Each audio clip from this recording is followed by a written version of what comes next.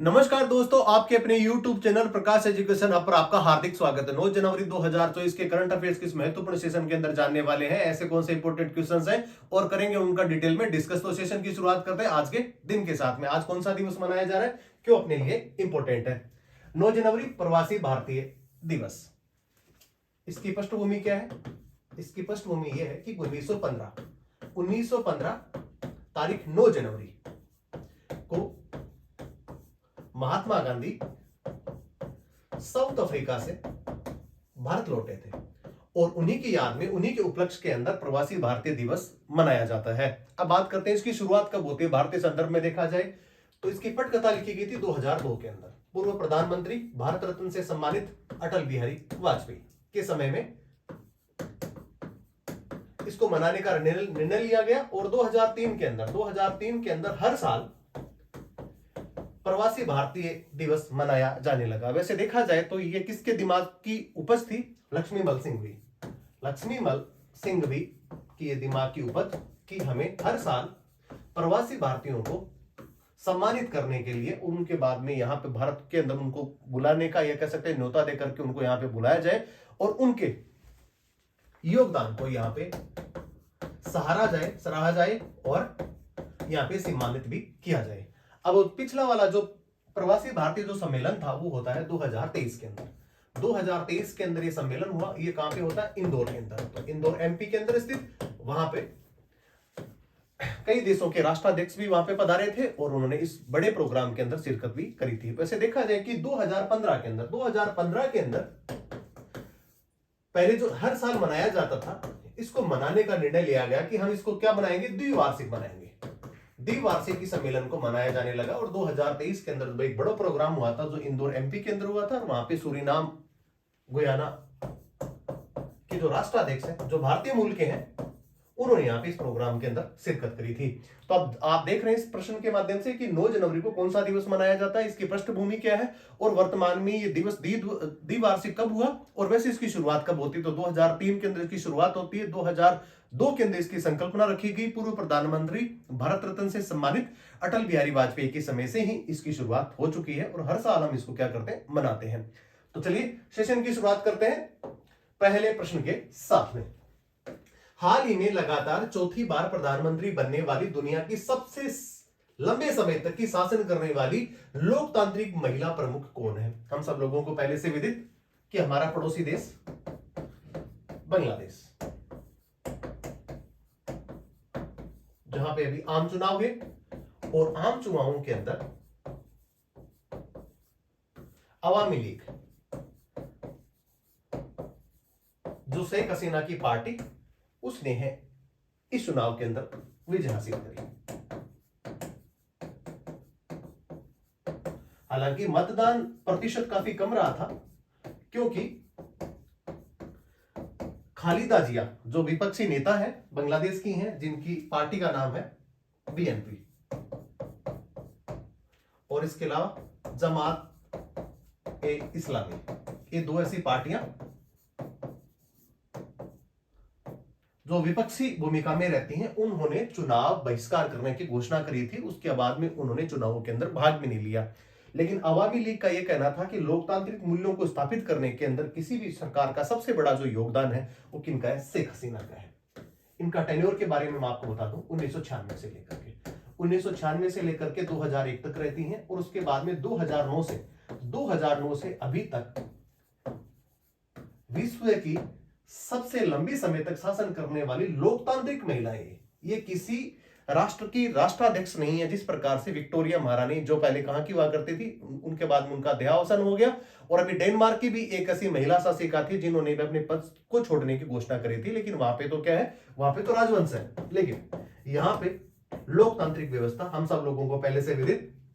1971 के अंदर बांग्लादेश का जन्म होता है और उसके बाद में यहाँ पे लोकतांत्रिक सरकार का गठन हुआ और अभी आप देख रहे हैं जिसके अंदर शेख हसीना ने अभी चौथी बार लगातार चौथी बार इस चुनाव को जीता है। वो प्रधानमंत्री भी बनी रहेंगी। भारत की पड़ोसी देशों के और सबसे मधुर संबंध जो भारत के बने हुए हैं वो बांग्लादेश के साथ में, और इसका जिक्र और यहाँ इनकी जो बार बार जो मीटिंग होती है, इससे ज्यादा कहीं ये और ज्यादा इंपॉर्टेंट हो जाता है। अब बात करते हैं कि बांग्लादेश की सीमा कौन सी लगती है। 4096 किलोमीटर, 4096 किलोमीटर की ये रेखा, जिसको रेड क्लिफ रेखा के नाम से जाना जाता है, और ये 5 राज्यों के साथ में, भारत के 5 राज्यों के साथ में इसकी सीमा को क्या करता है, ये टच करता है। कौन कौन से हैं ऐसे राज्य? पश्चिमी बंगाल, असम, मेघालय, मिजोरम और त्रिपुरा। ये 5 ऐसे राज्य जिनके साथ में 4096 किलोमीटर की सीमा रेखा भारत के साथ में बांग्लादेश की लगती है। रेड क्लिफ इस रेखा को जाना जाता है। और भारत की अंतरराष्ट्रीय अगर देखा जाए राष्ट्रों के साथ में सबसे ज्यादा जो सीमा लगती है वो भी किसके साथ में लगती है? बांग्लादेश के साथ में ही लगती है। बांग्लादेश की राजधानी के बारे में हम सब लोगों को पहले से विदित, ढाका इसकी राजधानी है। और एक चीज और है कि अभी जो बिम्स्टेक जो 1997 के अंदर जो एक संगठन जो बना था उसका जो हेडक्वार्टर है वो भी कहां पे है? ढाका में ही है। तो ये सारी चीजें आपने बांग्लादेश के बारे में आपने जानी। जिन्होंने अभी वर्तमान की जो वहां के प्रधानमंत्री थी जिनका नाम शेख हसीना, उन्होंने चौथी बार इस चुनाव को जीता है। चलिए देख लेते हैं इसके बारे में कुछ नई चीजें। शेख हसीना 1996 से लेकर के 2009 से लेकर के अब तक बांग्लादेश अवामी लीग की क्या रही है? ये पार्टी अध्यक्षा भी रही है और वर्तमान में प्रधानमंत्री भी हैं। प्रमुख विरोधी दलों की अगर बात करते हैं तो बीएनपी जो खालिदा जिया की है, और इसके अलावा जमात इस्लामी, ये दोनों ऐसे संगठन है जिन्होंने चुनावों के अंदर भाग लेने से कर दिया था मना। अब बात करते हैं संयुक्त सैन्य अभ्यास। जिस प्रकार मित्र शक्ति है, संप्रति है, या अपनी सूर्य किरण है, ये सारे के सारे जो संयुक्त सैन्य अभ्यास है हम अपने पड़ोसी देशों के साथ में करते हैं। जैसा कि कल के सेशन में हमने जिक्र किया था कि सूर्य किरण जो जॉइंट एक्सरसाइज हम नेपाल के साथ में करते हैं, जबकि संप्रति हम किसके साथ में करते हैं? वो करते हैं बांग्लादेश के साथ में करते हैं, जिसका 11वां संस्करण अभी पिछली साल कह सकते हैं 2023 के अंदर इसका आयोजन किया गया था। मित्र शक्ति भी कर सकते हैं। ये कहां करते हैं? मित्र शक्ति हम करते हैं श्रीलंका के साथ। सीमा का जो जिक्र मैंने आपको बताया, 4096 किलोमीटर की लंबी अंतरराष्ट्रीय सीमा, जिसको रेड क्लिफ रेखा के नाम से जाना जाता है, जिसमें 5 राज्य इस सीमा को टच करते हैं। असम है, पश्चिमी बंगाल है, त्रिपुरा है, मेघालय और मिजोरम है। और बिम्स्टेक का मुख्यालय वो कहां पे है? ढाका में है। तो अभी वर्तमान में ये जो महिला शासिका है, जो लोकतांत्रिक महिला शासिका है, उन्होंने चुनाव को जीता है। चलिए जानते हैं सेशन का दूसरा प्रश्न। हाल ही में प्रधानमंत्री नरेंद्र मोदी के खिलाफ अभद्र टिप्पणी करने के लिए किस देश के 3 मंत्रियों को वहां पे सस्पेंड कर दिया गया? जब से मोहम्मद मुइज़ू अभी वर्तमान के जो राष्ट्राध्यक्ष बने हैं किसके? मालदीव के। जब वो बने हैं उसके बाद से सारी चीजें भी होने लगी हैं। इन्होंने सबसे पहले भारत के साथ एक जल समझौता हुआ करता था, उसको उन्होंने क्या कर दिया? रद्द कर दिया। पहले से भारत को इस चीज का आभास था कि जब ये सत्ता के अंदर रहेंगे तो इस प्रकार का कुछ ना कुछ ये तो करेंगे। तो भारत के साथ में जो जल समझौता था उन्होंने भी क्या कर दिया? उसको रद्द कर दिया। 75 सैनिक जो नेवी के हुआ करते थे और वहां पे वो डेप्लॉय थे काफी समय से, और कारण एक ही था कि समुद्री सीमा के अंदर या जो समुद्री सीमा के आसपास के जितने भी प्रकार की जो चुनौती है वहां पे इस प्रकार के रडार्स वगैरह लगाए गए थे, जिसमें समय से पहले ही आसूचना अपने को मिल सके, इंटेलिजेंस मिल सके। उसी के उद्देश्य से मालदीव के अंदर 75 सैनिक कई सालों से वहां पे बने हुए थे, जो ज्वाइंट एक्सरसाइज के तौर पे कहा जा सकता है, और मालदीव के साथ में भी संयुक्त सैन्य अभ्यास के तौर पे वहां पे इनको डेप्लॉय कर रखा था। जैसे ही यहाँ पे राष्ट्राध्यक्ष वो बनते हैं वैसे ही उन्होंने उन सैनिकों को भी वहां से निकलने का आदेश, फरमान उन्होंने जारी कर दिया। छोटा सा देश है हम सब लोगों को विदित, और इससे पहले वो ब्रिटेन का उपनिवेश रहा, ब्रिटेन का उपनिवेश। और वर्तमान में उसकी जो अर्थव्यवस्था है वो किस पे आधारित है? सिर्फ पर्यटन पे आधारित। 4 लाख लोगों की आबादी वाला ये देश, 4 लाख लोगों की आबादी वाला ये छोटा सा देश, द्वीपीय देश है। और भारत हमेशा इसकी सुरक्षा के लिए, चाहे इसकी आर्थिक समृद्धि के अंदर देखा जाए, या अगर किसी प्रकार की छोटी मोटी भी अगर दिक्कतें होती है, जिस प्रकार मालदीव के अंदर, क्योंकि समुद्री जल है और खारे पानी को मीठे पानी में तब्दील करने के लिए भी भारत ने वहां पे बहुत बड़े संयंत्र लगाए थे। लेकिन वर्तमान में जो वहां के जो राष्ट्राध्यक्ष बने हैं उनकी चीजें इस प्रकार की भी वर्तमान में चीजें हो रही हैं। ये तो इसकी मैंने आपको बता दी पृष्ठभूमि। अब जानते हैं कि अभी हुआ क्या था जिसकी वजह से वहां पे 3 मंत्रियों को सस्पेंड कर दिया गया। प्रश्न आता है यहाँ पे, अभी हमारे जो प्रधानमंत्री थे जिन्होंने लक्षद्वीप की यात्रा करी, और लक्षद्वीप की यात्रा करने के दौरान उन्होंने कुछ ऐसे फोटोज अपलोड करे जिसके अंदर ये कहा गया कि हम लक्षद्वीप क्यों नहीं आते, सबसे बड़ा पर्यटन स्थलों में से एक है। अगर यहाँ पे हम आए तो हमारी जो रेवेन्यू है वो देश के अंदर ही रहेगी। और क्यों हम विदेशों में जाए, जब से सबसे ज्यादा अगर यहाँ पे डेस्टिनेशन के तौर पे देखा जाए, पर्यटन स्थलों के तौर पे देखा जाए, तो लक्षद्वीप भी उन राष्ट्रों से कम नहीं है जहां पे लोग भारतीय ज्यादा जाते हैं। लेकिन इस चीज का मतलब जो है वो मालदीव के जो प्रधानमंत्री और जो कुछ ऐसे मंत्री थे उन्होंने कुछ अलग तरह की सी टिप्पणी करी, और एक्स एक ट्विटर हम सब लोगों को पहले से पता, तो वहां पे उन्होंने इस प्रकार की कोई आपत्तिजनक टिप्पणियां कर दी थी। उसके बाद में देश, भारत ही नहीं अपितु तो विदेशों के अंदर भी इनके बयानों पे क्या आ गया, उबाल आ गया। और वहां के जो पूर्व राष्ट्रपति थे मोहम्मद नजीम, और वहां के जो पूर्व विदेश मंत्री थे, उन्होंने भी क्या किया, इसके ऊपर बड़ा विरोध दर्ज कराया। सरकार को दबाव में आना पड़ा। उसके बाद में ये जो 3 मंत्री थे उनको उसकी सरकार ने, जो वर्तमान की जो सरकार है, उन्होंने उनको सस्पेंड कर दिया। यही इसका प्रकरण है। चलिए देख लेते हैं इसके बारे में कुछ अन्य चीजें। मरियम सियूना, मालसा शरीफ तथा अब्दुल्ला महफूज माजिद, ये तीनों ऐसे मंत्री हैं जिन्होंने इस प्रकार की टिप्पणी करी थी। भारी विरोध के बाद में इन तीनों मंत्रियों को सस्पेंड कर दिया गया है। अब देखते हैं, भारत समेत मालदीव में विरोध हुआ। पूर्व राष्ट्रपति नासिद, मैंने आपको जो बताया कि नासिद और विदेश मंत्री अब्दुल्ला शाहिद ने भी इसका किया बड़ा भयंकर विरोध। उसके बाद में सरकार दबाव में आ गई और उन्होंने इन मंत्रियों की छुट्टी कर दी। अब बात करते हैं कि नवंबर में जैसे ही वहां के राष्ट्राध्यक्ष बने हैं कौन, मोहम्मद बेजू, उसके बाद में सारी चीजें होने लगी है। और कहा जाता है कि चीनी समर्थक हैं ये चीन के कट्टर समर्थक, और पहले से सरकार को अंदेशा था कि इस प्रकार की चीजें हो सकती हैं, और यही हुआ। तो उन्होंने क्या किया, भारतीय नौसेना के साथ में जो जल विज्ञान समझौता था, जिसके अंदर अनुसंधान वगैरह की वजह से 75 सैनिक वहां पे रुके हुए थे, तो उनको भी तो वहां देश निकाला, ये कह सकते हैं कि वहां से उनको जाने के लिए आदेश दे दिया। जबकि यहां पे जल विज्ञान जो समझौता था उसको भी क्या कर दिया, उन्होंने रद्द कर दिया। छोटा सा देश है लेकिन 4 लाख लोगों की आबादी वाला, लेकिन चीन का बड़ा समर्थक। और भारत की चिंता का सबसे बड़ा कारण यही है कि समुद्री सीमा के अंदर, जिसके अंदर अरब सागर को हम जानते हैं, जहां पे पहले से हूती विद्रोहियों के तो अभी चीजें चल ही रही हैं, जो भारतीय मालवाहक जो जहाज है उनको निशाना बनाते हैं। और इस प्रकार की चीजें होती हैं कि किसी छोटे से देश के द्वारा अगर इस प्रकार की जो है वो चीजें करी जाती है तो काफी चिंता का विषय हो सकता है। चलिए जानते हैं अगला प्रश्न संख्या 3। हाल ही में वियतनाम द्वारा किस राज्य में ईवी सुविधा स्थापित करने के लिए $2 बिलियन का निवेश का निर्णय लिया गया। हम सब लोगों को वैसे पहले से विदित कि ईवी इलेक्ट्रॉनिक व्हीकल, और अभी वर्तमान के अंदर विश्व के अंदर सबसे अगर प्रचलन बढ़ा है तो किसका वो बढ़ा है, ईवी का बढ़ा, इलेक्ट्रॉनिक व्हीकल्स। और भारत के अंदर भी राज्यों ने इसमें काफी सब्सिडी दी है। सब लोगों को कारण इसका पता ही है कि ऊर्जा संरक्षण और साथ में पर्यावरण प्रदूषण को मद्देनजर देखते हुए सभी सरकारें, राज्य सरकार की बात करें चाहे केंद्र सरकार की बात करें, सभी इसके अंदर क्या दे रही हैं, आपको छूट दे रही हैं। चाहे रजिस्ट्रेशन की बात करें और चाहे फास्ट टैग की बात करें, वहां पे भी अलग अलग राज्यों के अंदर जो स्टेट हाईवे है वहां पे भी इस प्रकार की छूट दी जा रही है। अब बात करते हैं कि ईवी का सबसे बड़ा, अगर कह सकते हैं कि प्लेटफॉर्म बनने वाला है जहां पे सबसे ज्यादा ईवी व्हीकल्स की जरूरत पड़ेगी, और वो उपभोक्ता राष्ट्र कौन है, भारत है। 142 करोड़ के आसपास की जनसंख्या वाला देश, विश्व का सबसे बड़ा लोकतांत्रिक देश, जिसमें सबसे ज्यादा ईवी की जरूरत पड़ने वाली है। और इसी को मद्देनजर रखते हुए वियतनाम की कंपनी जिसने $2 मिलियन का निवेश कहां पे करा है, और आंसर इसका हो जाएगा तमिलनाडु के अंदर बहुत बड़ा प्लांट लगने वाला है, और वहां पे ईवी व्हीकल्स बनेंगे, जिसके अंदर सबसे महत्वपूर्ण होता है बैटरी। ईवी व्हीकल में सबसे बड़ा अगर कंपोनेंट होता है तो कौन सा होता है, बैटरी होता है, और बैटरी ही जो है यहाँ पे बनाई जाएगी। अब बात करते हैं तमिलनाडु की कुछ और चीजें।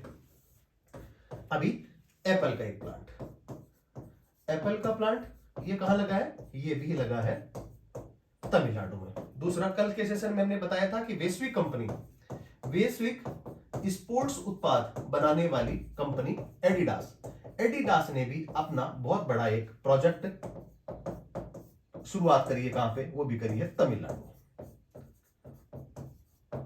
क्योंकि वैश्विक ब्रांड एडिडास, जिसका सबसे बड़ा अगर कोई कंपनी और इसका जो कारखाना था वो कहां पे था, चाइना में जिस प्रकार की गतिविधियां हो रही हैं, जिसकी वजह से बहुत सारी जो वैश्विक कंपनियां भारत की तरफ क्या कर रही है, रुख कर रही है। और इसी के लिए जो एप्पल पहले से ऑलरेडी आई चुकी है, और उसके बाद में एडिडास आया, और अभी जो वियतनाम की जो कंपनी है उसने भी भारत की तरफ क्या किया, रुख किया। और इसका जो प्लांट कहां लगने वाला है, ये लगने वाला है तमिलनाडु में। चलिए जानते हैं अगला प्रश्न। इसी से पहले कुछ और चीजें जान लेते हैं। तमिलनाडु एडिडास द्वारा चीन के बाहर में अपना पहला प्लांट लगाने वाली है। एप्पल ओडी पहले से लगाई चुकी है। और खेलो इंडिया, अब बात करते हैं कि खेलो इंडिया 2024 का आयोजन वो कहां हो रहा है, वो भी तमिलनाडु के अंदर है।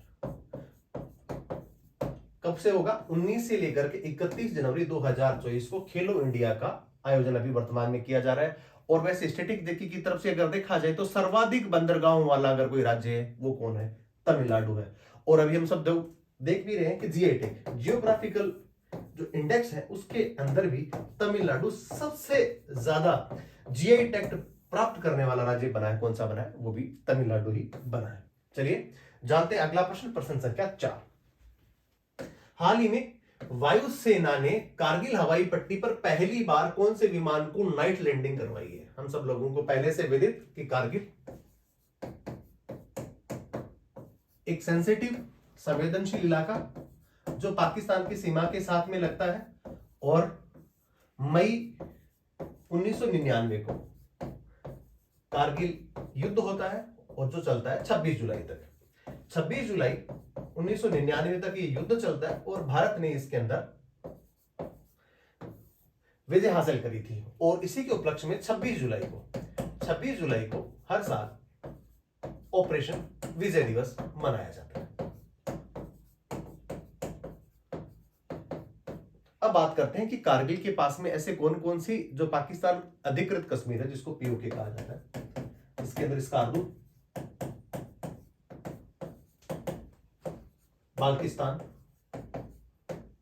FCNA, frontier core northern alliance 10 core वहां पे पाकिस्तान की, वो भी वहां पे सामने से डिप्लॉय है। इसके अलावा भारत के अगर संदर्भ में आप बात करें तो यहाँ पे द्रास और साथ में बटालिक। सर्दियों के दौरान 1999 से पहले सर्दियों के दौरान भारतीय सेना सर्दियों के दौरान नीचे उतर जाया करती थी और गर्मियों के अंदर ऊपर चढ़ जाया करती थी। और इसी को मौके के देखते हुए वहां के जो घुसपैठिए थे तो पाकिस्तानी सेना के साथ में मिलकर के वहां पे अपनी पोस्टों पे उन्होंने क्या कर लिया था? कब्जा कर लिया था। चरवाहे की सूचना के आधार पर सेना ने इस इंफॉर्मेशन को वेरीफाई करा और उसके बाद पता लगा कि हाँ वाकई जो है वो पाकिस्तानी सेना हमारी यहाँ पे जो पोस्ट है वहां पे वो बैठ गई थी। और उसके बाद मई के अंदर भारतीय सेना इसको ऑपरेशंस को चलाती, जिसके अंदर वायुसेना, थल सेना और आर्टिलरी और जैसी यहाँ पे रक्षा प्रणालियों को हमने इसमें यूज किया और 26 जुलाई को हमने इन सारी चोटियों पे विजय पाली। अब बात करते हैं कि वर्तमान में चर्चाओं में क्यों बना हुआ है। देखते हैं। कारगिल के अंदर एक छोटी सी लैंड स्ट्रिप है, एयरपोर्ट की है, जहां पे छोटे विमान ही उतरा करते थे। लेकिन अभी वर्तमान में भारतीय सेना ने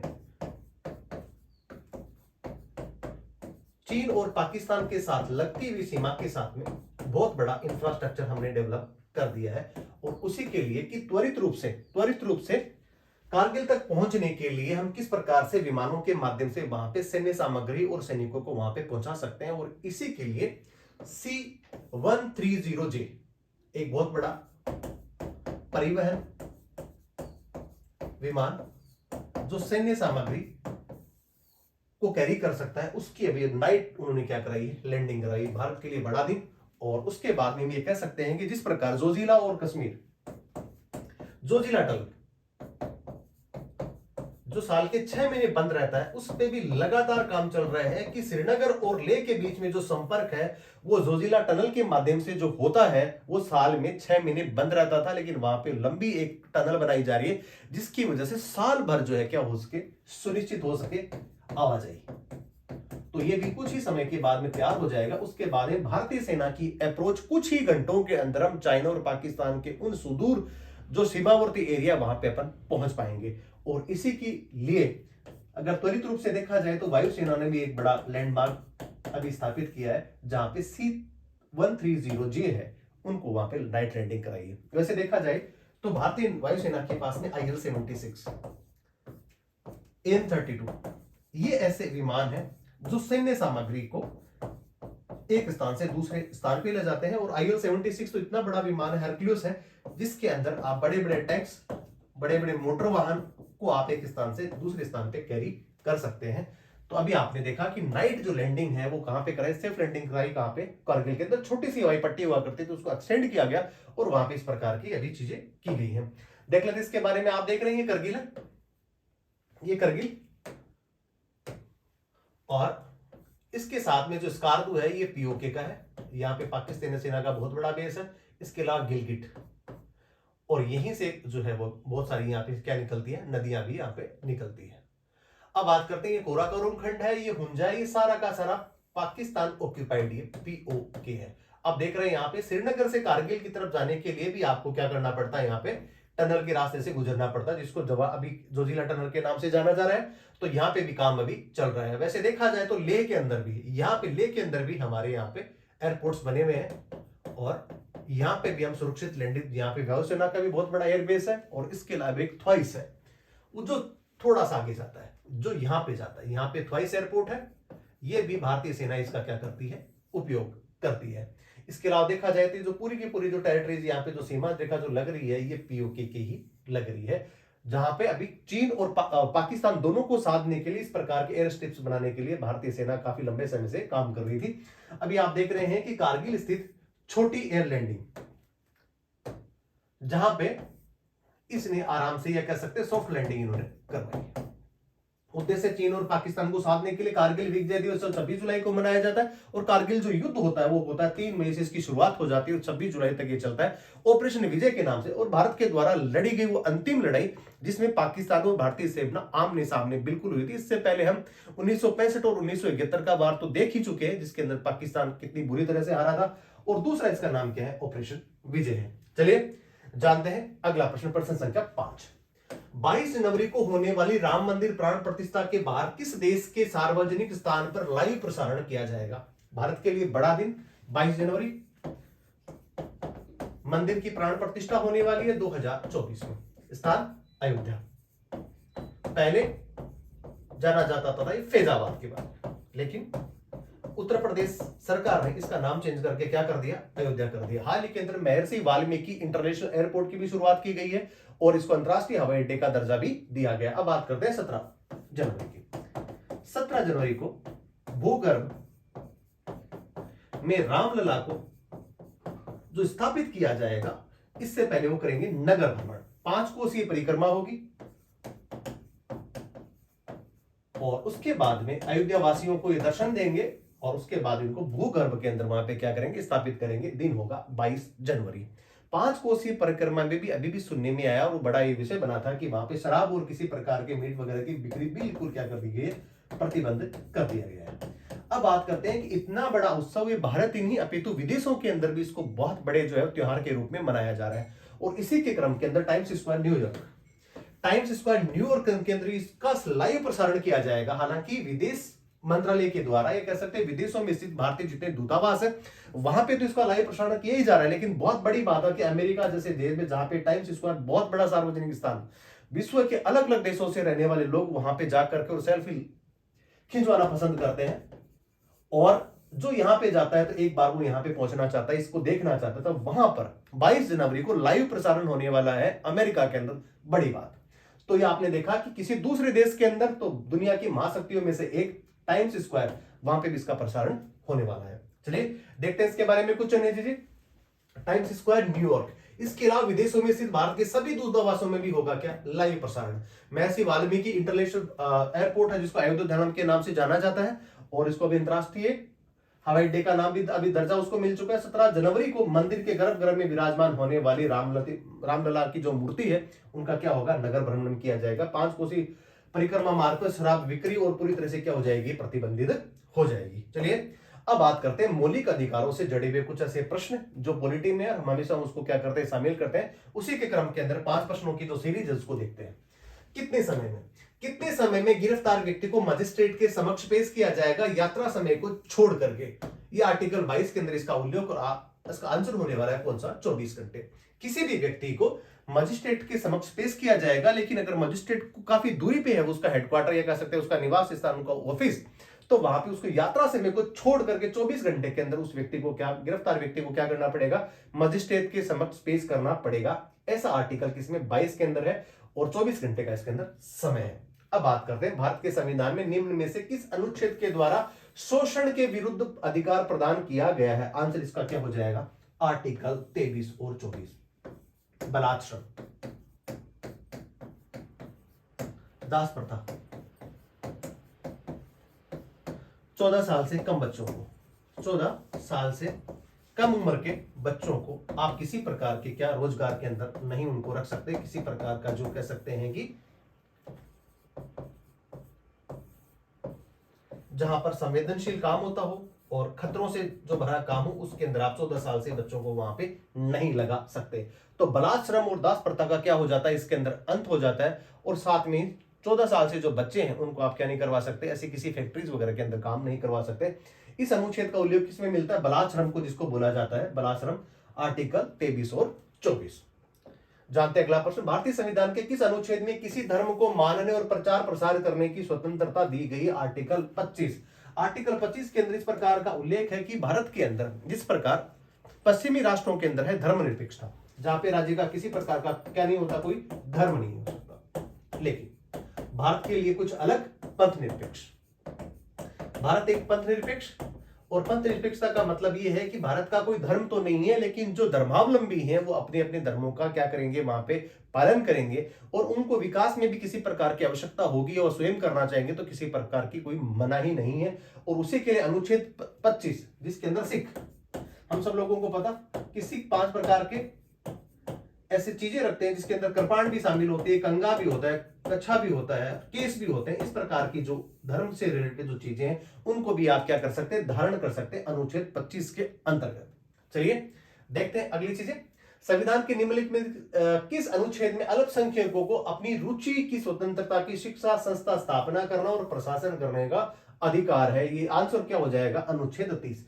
अनुच्छेद 30 के अंदर एक के अंदर ये लिखा हुआ है कि जिसके अंदर अल्पसंख्यकों को अपनी रुचि के अनुसार स्वतंत्रता है कि किसी प्रकार से भी क्या कर सकते हैं, उसकी स्थापना कर सकते हैं, शिक्षा प्रदान कर सकते हैं और प्रशासन उसको क्या कर सकते हैं,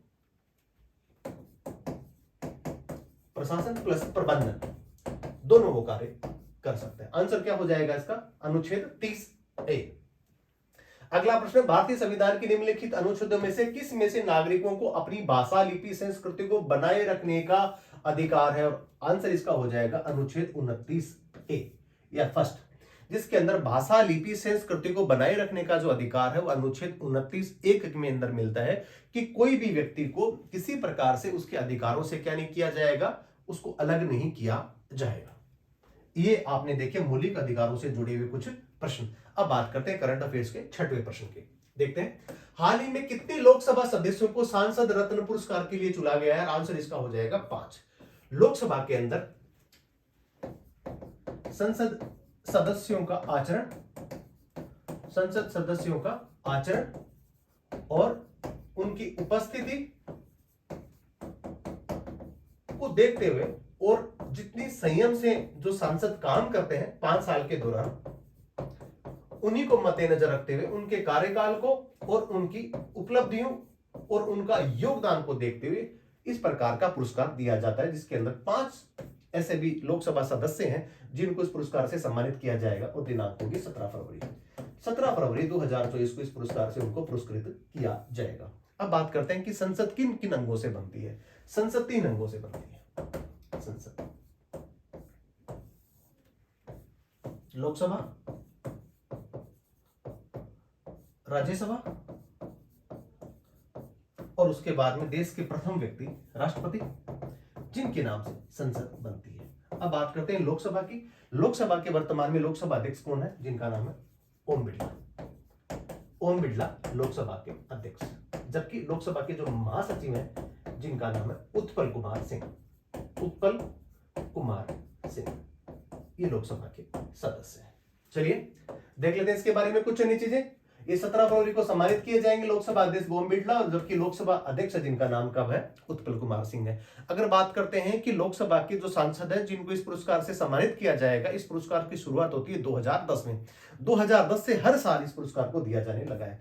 अब बात करते हैं कि इसकी पृष्ठभूमि, तो इसके अंदर पूर्व राष्ट्रपति, भारत रत्न से सम्मानित दिवंगत अब्दुल कलाम साहब के सुझावों के आधार पर हर साल इसको दिया जाने लगा है। संसद के 3 सदस्यों की बात कर चुके, जिसमें राष्ट्रपति, लोकसभा और राज्यसभा है। चलिए देखते हैं अगला प्रश्न, प्रश्न संख्या 7। हाल ही में tennis tournament Auckland classic championship में महिला एकल का खिताब किसने जीता? 19 वर्षीय युवा खिलाड़ी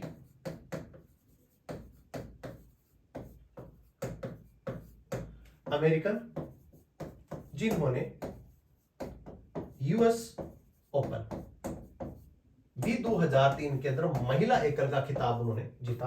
और नाम इनका क्या है? Coco Gauff. कोको गॉफ ने इगा स्वातेक को हरा करके, जो कहां के हैं? यूक्रेनी खिलाड़ी, उनको हरा करके और इस किताब को अपने नाम किया है। चलिए देख लेते हैं इसके बारे में कुछ अन्य चीजें। 19 वर्षीय अमेरिकन युवा महिला टेनिस खिलाड़ी कोको गॉफ यूक्रेन की स्वातिलाना को हरा करके इस प्रकार का उन्होंने टूर्नामेंट जीता। यूएस ओपन 2023 का खिताब भी अपने नाम कर चुकी है। ऑकलैंड क्लासिक की शुरुआत कब होती है, जो टूर्नामेंट इन्होंने जीता है? और आंसर इसका हो जाएगा 1956 से इसकी शुरुआत होती है। हर साल इसको किया जाता है। अब बात करते हैं परीक्षाओं, जो प्रतियोगी परीक्षाएं, उनके अंदर अक्सर ये प्रश्न पूछा जाता है कि जो 4 अभी प्रकार जो ग्रैंड स्लैम खेले जाते हैं जो टेनिस से संबंधित हैं, वो कौन कौन से हैं? तो सबसे पहले कौन सा हो गया? ऑस्ट्रेलियन ओपन हो गया, नंबर 2 पे फ्रेंच ओपन हो गया, नंबर 3 पे कौन सा हो गया? विंबलडन हो गया, और चौथे पे कौन सा हो गया? यूएस ओपन हो गया। ये 4 टूर्नामेंट हर साल ये खेले जाते हैं जो ग्रैंड स्लैम है। तो आपने इस प्रश्न के माध्यम से देखा कि कोको गॉफ एक ऐसी खिलाड़ी जो 19 वर्षीय अमेरिकन खिलाड़ी हैं, जिन्होंने इस टूर्नामेंट को अपने नाम किया है। इससे पहले यूएस ओपन को भी जीत चुकी हैं 2023 में। प्रश्न संख्या 8। हाल ही में किस राज्य की राजधानी को स्पोर्ट्स कैपिटल का दर्जा दिया गया है? आंसर इसका हो जाएगा उड़ीसा, और राजधानी इसकी क्या हो जाएगी? भुवनेश्वर। कलिंगा एक बहुत बड़ा विश्व स्तरीय मैदान, ये बड़े आयोजनों का गवाह बना, जिसके अंदर 2014 के बाद, उड़ीसा के संदर्भ में आपको बताता हूं कि 2014 के बाद में यहां पे 2 वर्ल्ड कप खेले गए हैं हॉकी के। हॉकी चैंपियनशिप भी खेली गई है, हॉकी चैंपियनशिप खेली गई, रग्बी चैंपियनशिप भी खेली गई है। अंडर 17 फीफा वर्ल्ड कप को, अंडर 17 फीफा वर्ल्ड कप का आयोजन भी 2014 के बाद में कहां होता है? उड़ीसा, और राजधानी भुवनेश्वर। तो अभी वर्तमान के अंदर अगर देखा जाए तो स्पोर्ट्स कैपिटल बनने का जो दर्जा है वो किसको मिला है? वो मिला है भुवनेश्वर, उड़ीसा। 2000 के दशक के अंदर 2002 के आसपास जिस राज्य का खेल बजट 4 करोड़ हुआ करता था, 2017 तक 2023 तक आते आते हो जाता है 1217 करोड़ रुपए का। लगभग 300 गुना इसका क्या बढ़ गया है? बजट बढ़ गया। और सबसे ज्यादा अगर स्पोर्ट्स में काम करने वाला वर्तमान में कोई राज्य बना हुआ है, और उस राज्य का नाम है उड़ीसा, और उसकी राजधानी कौन सी है? भुवनेश्वर। मुख्यमंत्री का नाम अगर देखें, जिनका नाम नवीन पटनायक। अभी वर्तमान में वहां पे जो टूर्नामेंट खेला जा रहा है, अल्टीमेट खो-खो भी वर्तमान में वहां पे खेला जा रहा है। तो आपने इस प्रश्न के माध्यम से देखा कि जो स्पोर्ट्स कैपिटल बनने का दर्जा है वो किस राज्य को मिला है? तो आंसर इसका हो जाएगा भुवनेश्वर, उड़ीसा। देख लेते हैं इसके बारे में कुछ अन्य चीजें। आप देख रहे हैं कि ये भुवनेश्वर, और ये बिल्कुल समुद्र के साथ में, कह सकते हैं बंगाल की खाड़ी के साथ में लगता हुआ राज्य, जहां पे पिछले 23 सालों में राज्यों का स्पोर्ट्स बजट है वो 304 गुना के आसपास बढ़ा है। 2001 में जहां पे 4 करोड़ इसका बजट हुआ करता था, वो 2023 में आते थे 1217 करोड़ रुपए का हो गया। 2014 से अब तक 2 हॉकी वर्ल्ड कप हैं, एक हॉकी चैंपियनशिप ट्रॉफी है, वर्ल्ड लीग है, अंडर 17 महिला फीफा वर्ल्ड कप है, एशियाई रग्बी और बैडमिंटन वर्ल्ड टूर जैसे बड़े प्रोग्राम यहाँ पे, या कह सकते हैं जिनका आयोजन किया गया है। भुवनेश्वर में वर्ल्ड क्लास कलिंगा स्टेडियम है। इसके अलावा कुछ ऐसे इंडोर स्टेडियम भी हैं और स्पोर्ट्स वाले भी हैं। कौन से? 90 मल्टीपर्पज इंडोर स्टेडियम भी वहां पे स्थापित किए गए हैं। और इसके अलावा देश का सबसे बड़ा स्पोर्ट्स साइंस सेंटर वो भी कहां पे स्थित है? भुवनेश्वर में स्थित है। तो आप देख रहे हैं कि छोटा सा राज्य जो पहले गरीब और बीमारू राज्य कहा जाता था, लेकिन अगर स्पोर्ट्स हब के तौर पर अगर देखा जाए तो अभी 2014 के बाद में 2 हॉकी वर्ल्ड कप करवा चुका है, वर्ल्ड टूर करवा सकता है, रग्बी एशियन चैंपियनशिप करवा चुका है, और अभी कह सकते हैं अंडर 17 फीफा वर्ल्ड कप, इसको भी क्या करवा चुका है? ये आयोजित करवा चुका है। तो वर्तमान में आप देख रहे हैं जिनके मुख्यमंत्री का नाम नवीन पटनायक। जानते हैं अगला प्रश्न संख्या 9। हाल ही में किस देश की कंपनियों को ताइवान की मदद करने के आरोप में चीन में व्यापार करने के लिए प्रतिबंध लगा दिया गया, जिस प्रकार से अमेरिका तथा चीन के बीच में जो तनातनी है वो काफी लंबे समय से बनी हुई है। और 2022 के अंदर यूएस हाउस रिप्रेजेंटेटिव, जिसकी अध्यक्षा कौन थी, नैन्सी पेलोसी ने भी ताइवान का विजिट करा था। और ताइवान की नजदीकियां हमेशा ही अमेरिका की पक्ष में रही हैं और अमेरिका भी जो है वो बार बार इसके सहयोग की बात करता रहा है। अब बात करते हैं कि चीन ने इस प्रकार का कौन सा कदम उठाया जिसकी वजह से 5 ऐसी कंपनियां थी जिनको क्या कर दिया, वहां पे चाइना में व्यापार करने के लिए प्रतिबंधित कर दिया है। तो चाइना का ये कहना कि ये ताइवान का सहयोग भी कर रही हैं और साथ में सैन्य सहायता पहुंचाने में भी ये कंपनियां क्या कर रही हैं, मदद कर रही हैं। गौरतलब ये है कि ताइवान को चीन अपना क्या मानता है, अंग मानता है। और ये कह रहे हैं कि हम थोड़े दिनों के बाद में ताइवान को क्या कर लेंगे, अपने कब्जे में कर लेंगे। और इसी के लिए इस प्रकार की चीन और अमेरिका के बीच में लगातार तनातनी बनती हुई नजर आ रही है। इसका जो आंसर हो जाएगा वो हो जाएगा अमेरिका।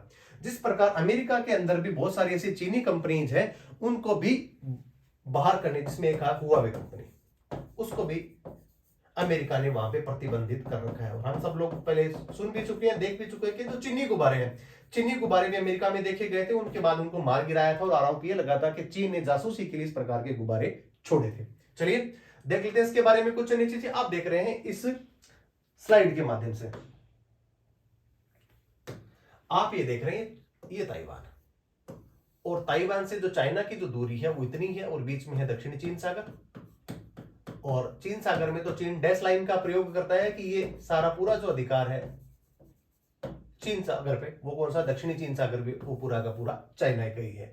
तो आप देख रहे हैं हांगकांग, जिसको पहले से ऑलरेडी उन्होंने क्या कर रखा है, अपने कब्जे में कर रखा है। और ताइवान पे भी इस प्रकार की नजर चीन की है कि हम, ये हमारा ही अंग है और इसको हम क्या करें, कभी भी अब इस पे कब्जा कर सकते हैं। चलिए अब प्रश्न जो बना है जिसके अंदर ये पूछा जा रहा है कि अमेरिका की 5 कंपनियों को चीन में व्यापार करने के लिए लगाई थी केस में रोक लगा दी गई है। कारण यह है कि ताइवान को हथियार बेचने तथा चीनी कंपनियों और नागरिकों पर प्रतिबंध लगाए जाने के प्रत्युत्तर के जवाब के अंदर इस प्रकार की कार्यवाही करी गई, जिसके अंदर 5 कंपनियों को क्या कर दिया, वहां पे लिस्टेड कर दिया आउट ऑफ बॉन्ड के लिए। अब बात करते हैं 2022 के अंदर यूएस हाउस ऑफ रिप्रेजेंटेटिव की स्पीकर नैन्सी पेलोसी ने भी एक विवादित ताइवान का दौरा किया था और चीन उसमें आग बबूला भी हो गया था कि इस प्रकार की अगर आप कार्यवाही करेंगे तो इसके गंभीर परिणाम आपको भुगतने पड़ेंगे। ये उस समय की बात है, चाइना ने ऐसा कुछ करा नहीं, किसी पर कह सकते हैं अंतरराष्ट्रीय दबाव के कारण। बहरहाल आप देख रहे हैं कि 5 ऐसी कंपनियां हैं जिनको चीन ने अपने क्षेत्र में काम करने के लिए क्या कर दिया है, मना कर दिया है। चलिए देखते हैं 10वां क्वेश्चन। हाल ही में कौन सा शहर भारतीय महिलाओं के लिए सर्वश्रेष्ठ शहर के रूप में शीर्ष पे रहा? बात करते हैं 2022 के आंकड़े। नेशनल क्राइम ब्यूरो के अनुसार 2022 के अंदर 30,000 मामले महिलाओं के दर्ज हुए, जिसके अंदर यौन हिंसा और सामाजिक उत्पीड़न जैसे मामले दर्ज किए गए 2022 की बात। 2023 तक आते आते ये आंकड़े हो गए 28,000, कमोबेश थोड़े कम, 28,000। अब बात करते हैं कि सबसे ज्यादा आंकड़े कौन से राज्य में दर्ज किए गए? 16,000 इस प्रकार के केस दर्ज किए गए अकेले यूपी के अंदर। ये तो आपने देखे कि वर्तमान के अंदर महिलाओं के खिलाफ सबसे ज्यादा अगर केस दर्ज किए गए तो उसका आंसर हो जाएगा 16,000 यूपी में, जहां पे टोटल थे 28,000 के, जिसके अंदर 16,000 सिर्फ यूपी के अंदर ही दर्ज किए गए। लेकिन आपसे प्रश्न थोड़ा सा अलग पूछा जा रहा है, यहाँ पे सेफ शहरों की बात करी जा रही है, सुरक्षित शहरों की, जिसके अंदर सर्वश्रेष्ठ शहर के रूप में अगर शीर्ष पे कौन सा स्थान रहा है तो रहा है चेन्नई तमिलनाडु की राजधानी। और वहां पे महिलाओं के लिए आदर्श स्थिति या कह सकते हैं सबसे सुरक्षित शहरों में से शीर्ष पे कौन रहा है? ये रहा है। ये है 1 मिलियन से ऊपर, 1 मिलियन से ऊपर जहां की जनसंख्या है वहां की बात करी जा रही है। अब सबसे 1 मिलियन से कम, 1 मिलियन से कम अगर कोई स्थान या कोई शहर बना है वो भी तिरुचिरापल्ली, ये भी तमिलनाडु का एक शहर, वो भी सुरक्षित श्रेणों की, अब जो सुरक्षित जो कैटेगरी है महिलाओं के लिए उसके अंदर भी वो शीर्ष पे बना हुआ है। देखते हैं इसके बारे में कुछ अन्य चीजें। चेन्नई 1 मिलियन से अधिक आबादी वाली श्रेणी में है, जबकि तिरुचिरापल्ली 1 मिलियन से कम आबादी वाली श्रेणी के अंदर ये शामिल किया गया। अब बात करते हैं कि ऐसे तीन कौन कौन से ऐसे मेजर इंस्ट्रूमेंट है जिनकी वजह से इसका मूल्यांकन किया गया। तो सामाजिक समावेशन स्कोर SIS, औद्योगिक समावेशन स्कोर IIS, जबकि नागरिक अनुभव स्कोर CES। 3 प्रकार के ऐसे प्लेटफॉर्म है जिसकी वजह से इनको क्या किया, इसका मूल्यांकन करा गया है और उसके बाद में चेन्नई को सर्वश्रेष्ठ शहर का दर्जा मिला है। किसके लिए? महिला सुरक्षा के लिए, या कह सकते हैं आदर्श स्थिति, अनुकूल स्थिति महिलाओं के काम करने की जगह कहां बनी हुई है, वो चेन्नई में बनी हुई है। आप देखते हैं महिलाओं के खिलाफ सबसे ज्यादा 50% की जो आंकड़े हैं वो उत्तर प्रदेश अकेले से जो है वहां पे दर्ज किए गए हैं। अब बात करते हैं कि तमिलनाडु या चेन्नई क्यों चर्चाओं में बना हुआ है। तो तमिलनाडु की राजधानी चेन्नई, अंडर वाटर मेट्रो का प्रोजेक्ट भी वहां पे चलाया जा रहा है और ये भी कहां पे है, ये भी चेन्नई में ही है। इससे पहले बात कर चुके तमिलनाडु सबसे ज्यादा GI टैग हासिल करने वाला राज्य कौन सा है, वो भी तमिलनाडु ही है।